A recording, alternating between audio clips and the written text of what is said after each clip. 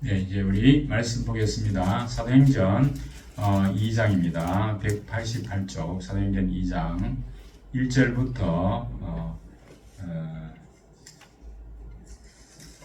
13절까지만 보겠습니다.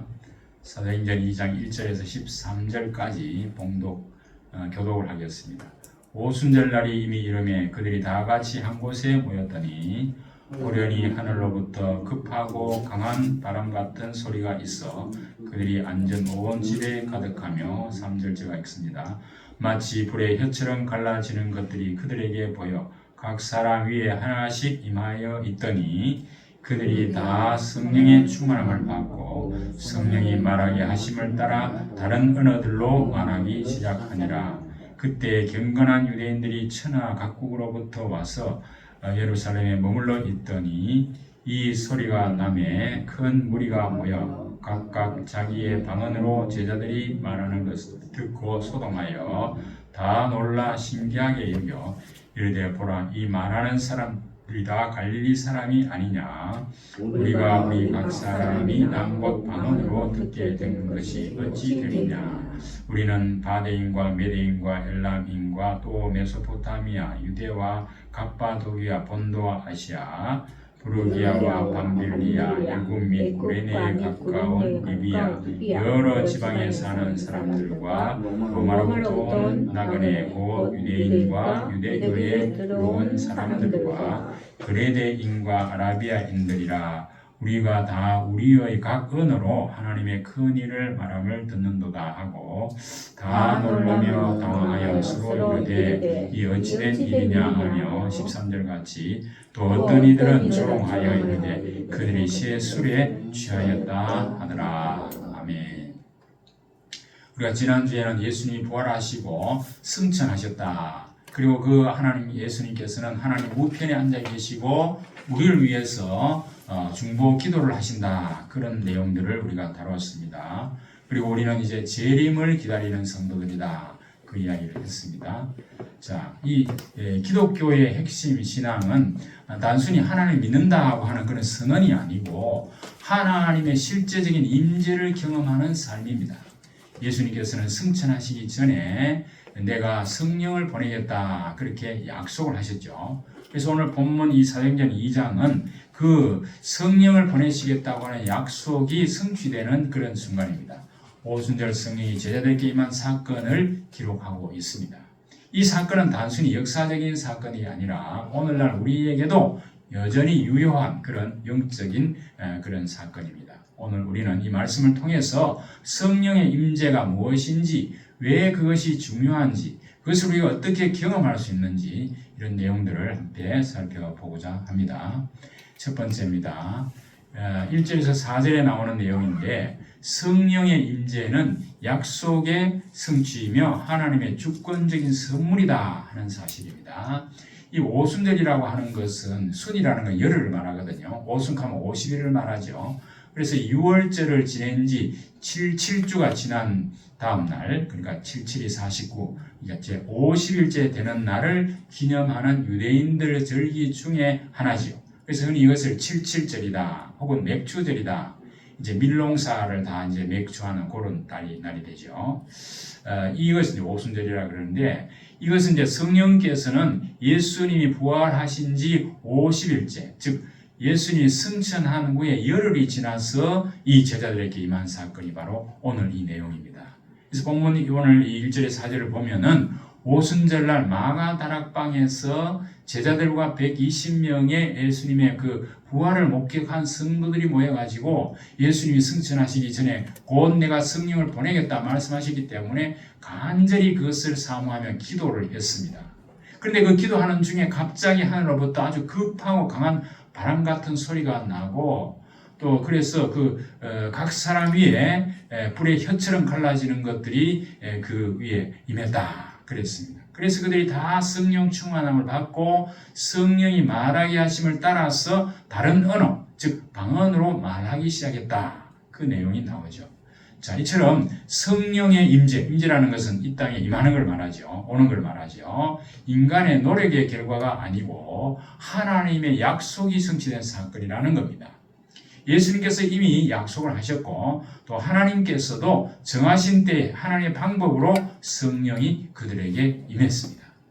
성령의 임재는 삼위일체 하나님의 그 구속 사역의 완성 단계다 이렇게 말할 수 있습니다. 성부 하나님이 구원 계획을 세우시고 성자 예수님이 이 땅에 와서 십자가에 죽고 부활하심으로 그 구원 계획을 성취하시고 그 다음에 그것이 우리에게 관련이 되려고 하면 바로 이 성령의 임재를 통해서 그 구원의 역사가 우리에게 믿어지게 되고 완성되는 순간이다 그 말입니다. 성령 임재를 통해서 드디어 이제 또 이 땅에 교회가 탄생하는 사건이 되었습니다. 즉 성령의 임재라는 것은 성령이 오신다 하는 것은 개인적인 체험을 넘어가지고 구속사적인 사건이고 교회의 시작이다 그렇게 말할 수 있습니다. 우리가 시골에서 농부가 씨를 뿌리고 열심히 밭을 갈았다고 합시다. 그러나 비가 오지 않으면 아무리 노력해도 열매를 맺을 수 없지 않습니까? 비는 인간이 만들 수 있는 게 아니죠. 뭐 인공 강우가 있긴 합니다만 그게 전 세계적으로 할 수 있는 게 아니죠. 하늘에서 비가 내려야만 농사가 제대로 되는 것처럼 바로 이 성령도 이런 하나님께서 주시는 선물이다 그 이야기입니다. 그래서 이제 성령 임재는 어떤 우리의 감정이나 분위기로 받는 게 아니고 우리가 어떤 뭐 부흥 집회나 혹은 또 기도에 가서 막 이렇게 고함을 지르고 찬송을 하고 할 때 그래서 성령이 오시는 게 아닙니다. 그것은 하나님께서 주시는 선물이기 때문에 우리가 기도는 해야 되지만 성령을 사모하면 기도는 해야 되지만은 하나님께서 각자 필요한 성령을 주신다 그 말입니다. 하나님의 약속을 믿고 기도할 때에 지금도 성도들에게 이 성령의 충만함이 임합니다. 성령 임재를 우리는 겸손한 마음으로 내게 오는 이 성령은 은혜로 하나님이 주시는 선물이구나 이런 겸손한 마음을 가져야 됩니다. 어떤 사람은 성령 충만 받은 것을 막 자랑하면서 어떤 권력처럼 그렇게 사용하는 경우는 잘못된 거죠. 그 다음에 이제 두 번째, 우리가 이제 성령의 임재는 우리의 내면을 변화시키고 능력을 부여하는 그런 역사입니다. 이 3절에 보면은 급하고 강한 바람 같은 소리가 있고 불의 혀같이 갈라지는 것들이 그들 위에 임했다고 했죠. 이처럼 성령이 임할 때 나타난 현상은 단순한 기적이 아니고 영적인 의미가 있습니다. 이 성령의 임재는 여기 바람과 불과 방언으로 나타났다 그랬죠. 뭐 다른 형태로 나타날 수 있지만 오늘 이 사도행 2장에서는 세 가지 형태로 나타났습니다. 이 바람은 바로 생명과 능력을 상징합니다. 바람 소리가 사도들의 마음뿐만 아니고 지방까지도 충만하고 풍성하게 가득 채웠다 그랬습니다. 하나님의 능력의 역사입니다. 그 다음에 불은 정결과 변화를 상징하죠. 하나님의 임재와 그 전능하신 능력, 더러운 것을 깨끗게 하시는 그런 회개의 역사, 그리고 심판을 상징하기도 합니다. 그래서 불은 태우고 변화시키는 것을 말합니다. 여기서 특히 불의 혀처럼 갈라진다 하는 말은 언어가 회복됐다는 겁니다. 우리 혀를 통해서 말을 하잖아요. 바벨탑 이후에 언어가 나뉘고 혼잡해졌는데 이제 인류가 다시 하나의 언어로 통일되는 역사가 일어났다 그 말입니다. 그래서 이 방언은 바로 언어가 통일되는 성령의 역사가 나타난 징표다 그 말입니다. 자, 그 다음 우리가 성령의 역사가 각 사람 위에 나타났다 하는 것은 구약에서는 주로 성령이 왕이나 제사장이나 선지자와 같이 특별한 사람에게 일시적으로 나타났습니다. 그러나 이제는 예수 그리스도로의 구속 사유로 말미암아 오늘 여기처럼 12사도뿐만 아니고 만인 제사장이 된 모든 성도들에게 이 성령은 임한다는 사실입니다. 이것이 바로 신약시대 성도들이 성령의 은사를 따라서 하나님의 일을 하게 될 것임을 보여주고 있습니다. 자, 이처럼 성령의 임재는 사람을 변화시키는 그런 능력이 되죠. 성령의 임재는 중생, 즉 죽은 영혼을 살리는 역사, 예수 믿게 하는 역사 이것입니다. 그리고 성령은 성도들을 하나님 자녀답게 살고 예수 그리스도를 닮아가도록 거룩하게 성화시켜 나가는 능력입니다. 그리고 이 성령의 능력은 복음을 또 증거하는 능력이 되기도 하죠. 특히 제자들은 두려움에 지금 숨어있던 사람들이 아니었습니까? 근데 이 성령을 받은 후에는 담대히 복음을 전하는 사람들이 되었습니다. 우리가 알듯이 이 베드로를 비롯해서 12 제자와 또 바울까지 이 성령의 임재와 충만함을 받아가지고 그들의 삶이 완전히 변화돼서 복음을 전하다가 순교까지 했지 않습니까? 우리도 성령 충만 받으면은 담대히 복음을 전할 용기와 지혜와 능력이 생기게 됨을 믿으시기 바랍니다. 자, 그러므로 성령의 역사는 바로 이 어떤 체험이라기보다는 변화로 확인되어야 됩니다. 우리의 삶이 변화되는 진짜 성령 충만이 증거죠. 변화가 된다면 성령 충만 받은 증거다 그 말입니다. 죄를 회개하고 마음을 정결케 하시기 바랍니다. 성령은 거룩하신 분입니다. 성령의 능력을 구하시기 바랍니다. 성령 충만으로 복음 전할 담대한 용기를 달라고 우리는 기도할 필요가 있습니다. 그런데 여기서 우리가 성령 세례와 성령 충만은 좀 구분할 필요가 있는데 그 전에 한번 말씀드린 적이 있습니다만은 이 성령 세례는 죄를 회개하고 예수님을 구주로 영접할 때 순간적으로 일어나는 일회적, 단회적 사건입니다. 내 마음에 주님이 감동하셔서 이 성령에 쓰여 있는 이 예수가 정말 하나님의 아들이고 나의 모든 죄를 위해서 십자가에 죽고 부활하신 분이구나. 이 사실 내가 믿어지게 되는 것, 그것이 바로 뭡니까? 중생이죠. 그러한 중생의 순간이 바로 성령 세례를 받았다 이렇게 말합니다. 오순절 계통의 교회는 이 성령 세례를 성령 충만으로 방언을 해야 성령 세례를 받았다 이렇게 말하는데 그렇게 하면 오해가 됩니다. 그래서 성령 세례라고 하는 것은 계속 받을 필요가 없죠.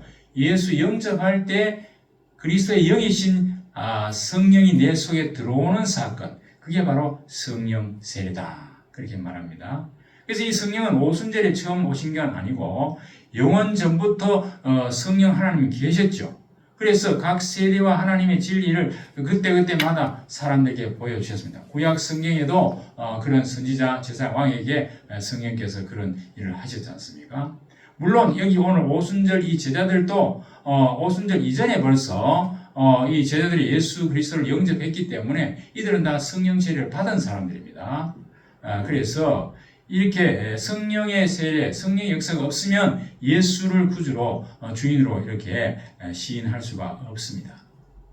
자, 예수님께서는 저희들이 약속하신 성령 바로 교회의 형성을 위해서 특별한 성령 충만이다. 오늘 사도행전 2장에 나타난 이 사실은 성령 세례라기보다는 성령의 충만한 역사를 이야기합니다.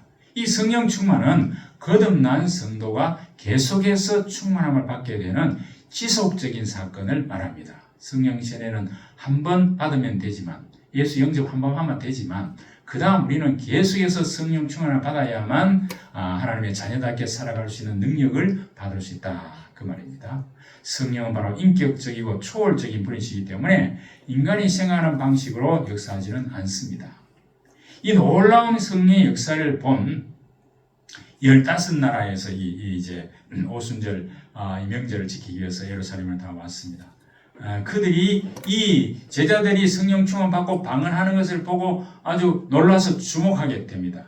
우리 성도들도 성령 충만 받게 되면 내 삶의 변화가 일어나서 다른 사람들이 볼 때 저 사람이 예수 믿더니 달라졌구나 하고 우리를 주목하게 되겠죠. 그때 말씀을 증거하면 성의 역사로 복음이 증거되는 역사가 일어난다 그 말입니다. 자, 세 번째로는 우리 5절에서 13절까지 나오는 내용인데 이 성령의 임재는 교회 공동체 그리고 성교를 위한 하나님의 역사다 하는 거죠. 본문 6절에 보니까 이 소리가 나매 큰 무리가 모여 각각 자기의 방언으로 제자들이 말하는 것을 듣고 소동하여 이렇게 되어 있습니다. 이 성령이 임했을 때 나타난 가장 중요한 결과가 이 복음이 모든 민족에 전해지는 사건이다 그 말입니다. 이 성령 충만 받은 제자들이 복음을 전할 때 실제로 여기 2장 4절에 보면은 이런 말이 나오죠. 그들이 다 성령의 충만함을 받고 성령이 말하게 하심을 따라 다른 언어들로 말하기 시작하니라. 이 제자들은 사실 갈릴리 시골 출신들입니다. 이 자기 나라 말밖에 못하죠. 우리도 영어를 잘 못하듯이 그죠? 이 갈릴리 시골 사람. 그때 그 당시 사람들은 예수님 당시에는 주로 아람어를 썼습니다. 아람어가 통용어가 됐단 말이죠. 그래서 자기들은 아람어 할 줄밖에 모르는데 오늘 여기 보면 이 제자들이 다른 언어들로 말했다. 이 다른 언어가 뭐냐? 15나라가 오순절을 지키기 위해서 왔는데 각각 이 제자들이 이 영어도 하고 불어도 하고 독어도 하고 이런 현상이 일어났다 하는 그 이야기입니다. 그래서 이것은 바로 뭡니까?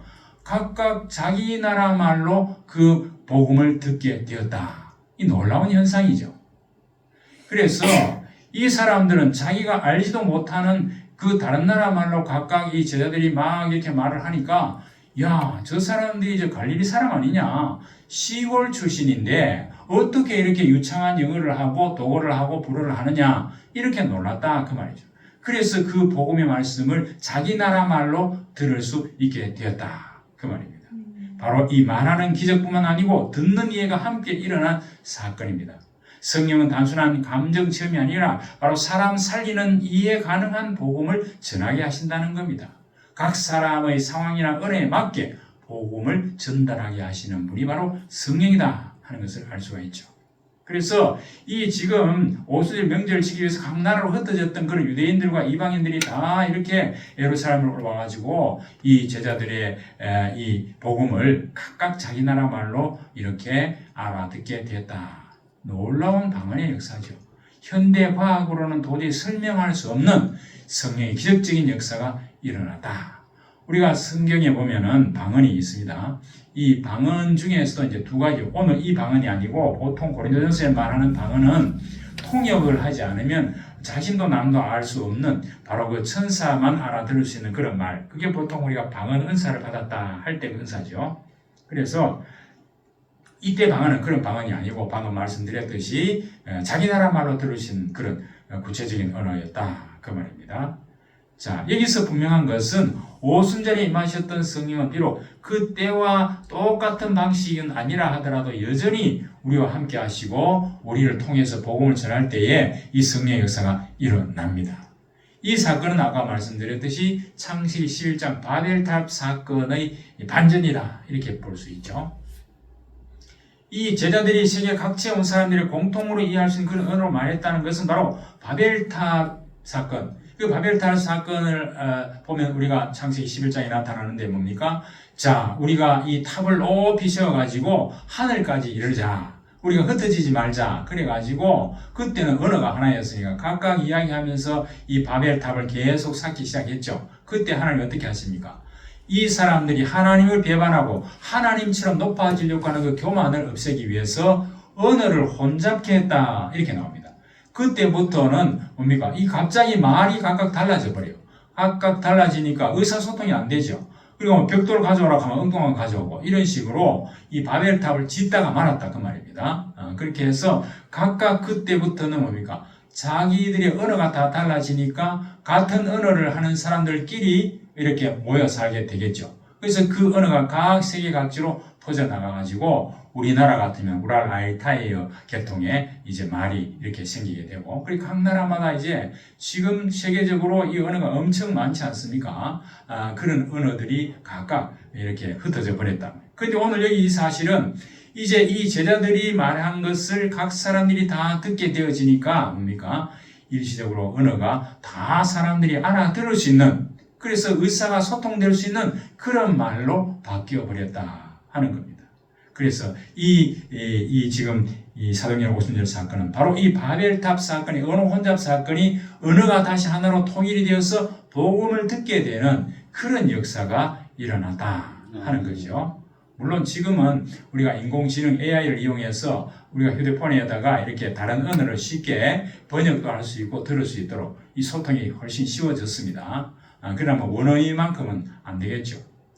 그래서 이러한 일이 벌어졌다 하는 것은 아주 놀라운 사건입니다. 아까도 말씀드렸듯이 이 시골 출신들 갈릴리 사람들이 자기 나라 말 아람어밖에 할 줄 모르는 사람들이 갑자기 다른 나라 말을 하게 되었다 하는 것과, 그 다음에 뒤에 나오는 베드로가 설교하는 장면이 있는데, 베드로가 말할 때에는 뭡니까?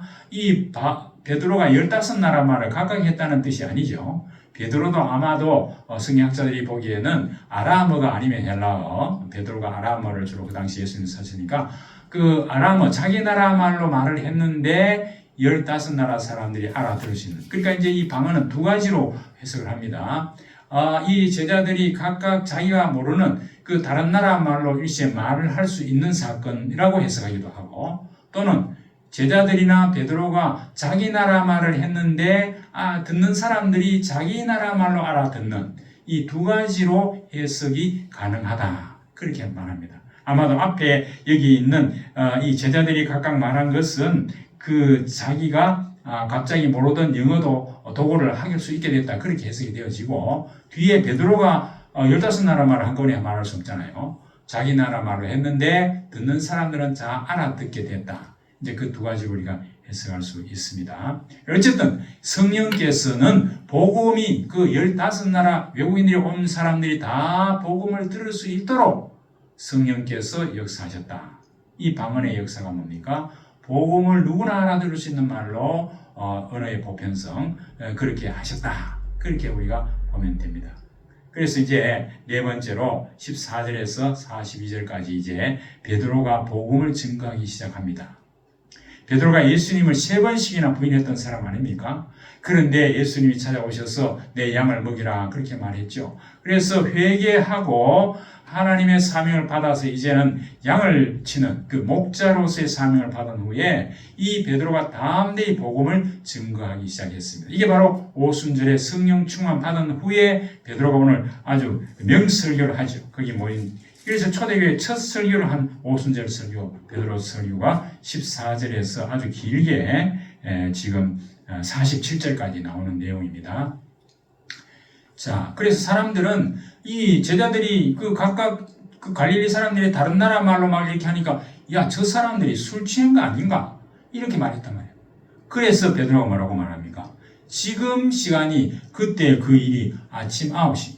여기 이제 그 유대 달력으로는 제3시라 그랬는데, 이 제3시는 우리나라가 지금 하는 걸 보면 오후 9시입니다. 보통 유대인들은 해가 뜰 때부터 이제 시간을 시작하거든요. 그래서 아침 9시인데 어떻게 술을 취할 수 있겠느냐? 그게 아니다 하면서 베드로가 구약 성경을 인용해가지고 그것을 설명하기 시작합니다. 자, 그래서 오늘 여기 베드로가 17절에 보면 하나님이 말씀하시기에 말세에 내가 내 영을 모든 육체에 부어주리니 너희의 자녀들은 예언할 것이요 너희의 젊은이들은 환상을 보고 너희의 늙은이들은 꿈을 꾸리라. 그때 내가 내 영을 내 남종과 여종들에게 부어주리니 그들이 예언할 것이요. 이 말이 나오죠. 이게 어디 나오느냐 하면은 요엘서 2장 28절에서 32절에 나오는 말씀을 베드로가 구약을 잘 알고 있기 때문에, 또 거기 유대인들이 구약을 잘 알고 있죠. 너희들이 지금 이 현상을 보고 있는데 이 현상은 바로 구약에서 예언한 일이 성취된 거다 하고 지금 설명을 하고 있습니다. 그래서 이 요엘서는 바로 장차 일어날 여호와의 성령이 각 사람에게 임한다는 그 예언이거든요. 그래서 오늘 여기 이 예언이나 환상이나 꿈은 하나님이 어떤 사람들에게 자신의 뜻을 알리는 그런 수단입니다.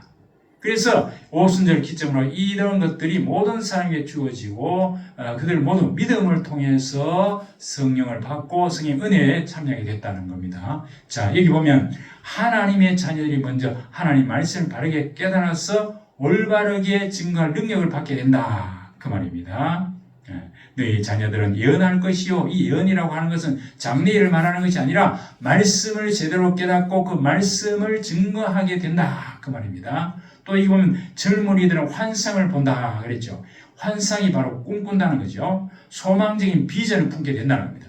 우리 젊은이들이 예수를 믿게 되면 하나님의 사명을 받아서 비전을 품고 복음을 전할 수 있는 그런 사명자들이 다 될 수 있다, 그 말이죠.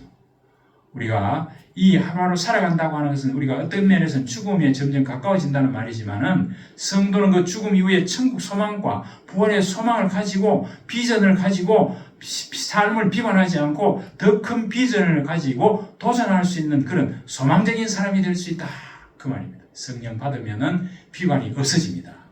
적극적이 됩니다. 긍정적인 사람이 됩니다. 그 다음에 여기 보면 노인들은 어떻습니까? 늙은이들은 꿈을 꾸리라. 여기도 꿈꾼다는 말이 나오죠. 그래서 겉사람은 늙지만은 속사람은 날로 새롭게 되어집니다. 성령 받게 되면. 노화 현상을 어떻게 할 수 없지만은 그 마음은 성령의 은혜를 받아서 날마다 새로워지고 새로운 비전을 품을 수 있게 된다. 늙은이라도 이렇게 복음을 전하고 활력 있게 삶을 하나님의 그 일꾼을 일을 할 수 있다, 그 그 말입니다. 자, 그래서 꿈이 전혀 없는 사람은 성령이 없는 사람입니다. 허드슨 테일러나 위리엄 캐리 같은 사람은 선교사가 2년, 3년 선교를 했지만 한 사람도 열매를 맺지 못했습니다. 그러나 하나님께서 반드시 선교 열매를 주시라는 그 비전을 품고 계속해서 선교를 했을 때에 그 후에 엄청난 열매가 맺히게 되고, 그래서 인도와 중국이 복음화되는 역사가 일어났죠. 그래서 윌리엄 캐리 같은 사람은 하나님의 위대한 일을 기다리라, 그것을 기대하라, 그렇게 자기 책상 앞에 써놨다고 하지 않습니까? 비록 우리가 이제 교회가 이렇게 처음 출발해서 우리 교회가 작은 교회이지만은 우리가 다 이런 꿈을 가지고 비전을 품고 기도할 때 하나님께서 이루실 줄 믿습니다. 우리가 가정이나 교회에서 무슨 일을 하든지 성령께서 함께 하시면 소망 가운데 얼마든지 일할 수 있다 하는 사실을 믿으시기 바랍니다. 자, 그래서 오늘 이 베드로가 그렇게 말씀을 하시면서 그 다음에 또 다윗의 시편을 또 인용을 하죠. 그 뒤에 보면 25절 이후에 보면 다윗이 쓴 시편 16편 8절에 11절 인용해서 그 다윗이 거기 보면 25절에 보면 내가 항상 내 앞에 계신 주를 배웠으며 나로 요동하지 않게 하시기 위하여 그가 내 우편에 계시도다. 그러므로 내 마음이 기뻐하였고 내 혀도 즐거워하였으며 내 육체도 희망을 가리니 이는 내 영혼을 음부에 버리지 아니하시며 주의 거룩한 자로 썩음을 당하지 않게 하실 것입니다. 이 말이 뭐냐면 다윗은 앞으로 자기가 죽어도 부활할 줄 믿었다 하는 말이고, 개인적으로 그 다음에 다윗의 후손을 통해서 예수님 메시아가 오셔서 다시 부활하게 된다, 썩지 않고 부활하게 된다, 이 말을 예언을 했다 이 말입니다. 그래서 베드로가 이 이제 구약성에 이렇게 해석해서 여러분들이 얼마 전에 죽였던 그 예수가 바로 구약성경 이 다윗이 예언한 대로 예수님이 다시 부활하셨다, 그 말을 이제 이 시편을 인용해서 설명을 한 겁니다. 그래서 여러분들이 못 박아 죽인 그 예수 그리스도가 바로 다윗이 예언한 대로 부활하셨다. 예수님이 우리를 위해서 이 땅에 오셔가지고 십자가에 우리의 죄를 대신해 죽고 부활하셨다. 누구든지 이 예수를 믿으면 구원받는다. 그렇게 이야기를 했습니다. 그럴 때 여기 보면 사람들이 형제들아 우리가 어찌할꼬, 그 말을 들으니까 이 유대인들은 마음이 찔렸습니다. 왜냐하면 거기 있는 사람들 중에 빌라도 재판을 할 때 예수를 십자가에 못 박으라 하고 막 외쳤던 그런 사람들이 그 자리에 있었기 때문에 바로 예수 그리스도를 처형하는 공범자들이었지 않습니까? 그래서 베드로가 바로 그 예수가 바로 메시아다라고 말을 하니까 마음이 찔려서 이렇게 어찌할꼬 이렇게 말합니다. 그때 베드로가 뭐라고 말합니까? 회개하여 각각 예수 그리스도의 이름으로 세례를 받고 죄 사함을 받으라. 그리하면 성령을 선물로 받는다. 그렇게 말씀했습니다. 바로 죄에서 돌이키라 말이죠. 죄에서 돌이키라 그렇게 말하고, 그 다음에 하나님께로 돌아오라. 죄를 회개하고 하나님께로 다시 돌아오라. 그 다음에 뭡니까? 돌아와서 예수 이름으로 세례를 받고 죄 사함을 받으라. 그리하면 어떻게 된다고요? 성령을 선물로 받는다. 이 성령을 선물로 받음으로 예수를 영접하게 되고 그리스도의 영이 함께하는 사람이 된다. 오늘 여러분들이 받듯이 이 놀라운 성령의 역사를 여러분도 받을 수 있다. 그 이야기를 한 겁니다. 그래서 우리가 성령께서 우리 마음속에 들어오실 때에만 진정한 회개, 죄사함을 경험할 수가 있습니다. 그리고 성령이 말씀을 깨닫게 하시고 회개케 하고 예수를 구주로 영접하게 하는 그런 역사를 이 성령이 일으킬 수 있다. 그래서 이 사람들이 베드로의 설교를 듣고 다 회개하고 세례를 받으니까 오늘 사람들이 3,000명이 됐다. 3,000명. 3,000명이 일어났다. 이 3,000명이 모여서 이제 초대 교회가 시작이 됩니다. 이게 바로 교회가 시작된 역사죠. 성령의 역사는 바로 초대교회가 출발하는 그런 계기가 되었다. 그 말입니다. 말씀을 정리하겠습니다. 사랑하는 성도 여러분, 성령의 임재는 하나님이 주시는 약속의 성취이고 우리의 삶을 변화시키는 능력입니다. 세상을 향한 선교의 시작입니다. 오늘 우리에게 필요한 것은 더 많은 지식이 아니라 이 성령의 실제적인 임재 경험이죠. 나는 이 성령을 단순히 교리적으로 알고 있는가? 아니면 실제로 내가 성령을 경험하고 있는가? 한번 질문해 보시기 바랍니다. 성령 충만으로 내 삶에 성령의 변화가 나타나고 있는가? 내 삶이 정말 변화되고 있는가? 한번 생각해 보시기 바랍니다. 나는 성령의 능력으로 복음을 담대히 전하고 있는가? 이 세 가지 질문을 여러분이 하시면서 오늘 이 말씀이 내 말씀으로 와 닿아야 됩니다. 그래서 지금부터 여러분들이 기도하면서 하나님 내게도 이 오순절에 임했던 이 성령 충만함을 주옵소서. 그래서 내 삶이 변화되어지고 내가 복음을 담대히 전할 수 있는 사람이 될 수 있도록 해 주옵소서. 나를 통해서 많은 사람들이 예수 앞으로 돌아오는 역사가 일어나게 해 주옵소서. 이런 결단이 우리에게 필요하다고 생각됩니다. 아무쪼록 날마다 여러분들이 성령 충만 받아서 하나님께서 주신 이 복음 증거의 사명을 잘 감당하시는 그런 성령 충만한 여러분들 되시기를 주의 이름으로 축복합니다. 기도하겠습니다. 아버지 하나님 감사합니다. 이 초대교회 성도들이 예수님의 승천 후에 기다리라고 하신 약속된